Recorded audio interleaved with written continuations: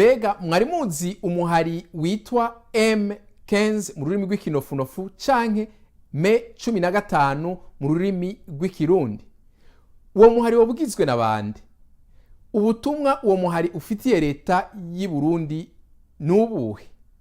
Ivyo hamwe n'ibindi bibazo ni kuri uyu munsi wa gatandatu itariki 5 Munyonyo kuva isaha 2 gushika isaha 3 zo mu gitondo amasaha y'i Bujumbura.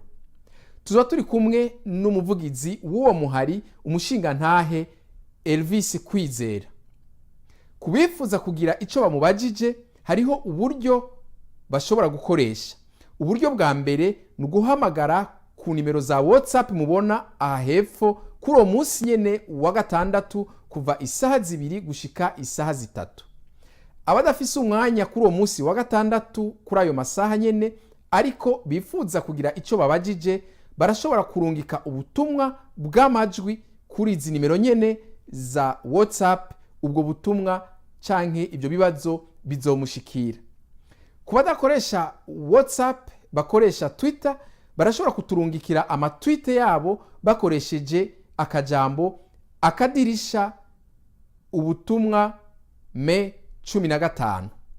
Kubadafise Twitter bakaba bafise Facebook baraja ku rubuga rwacu rwa Facebook munsi y'aya masanamu mu kibanza ca commentaire bandike ibibazo vyabo canke ivyo biyumvira.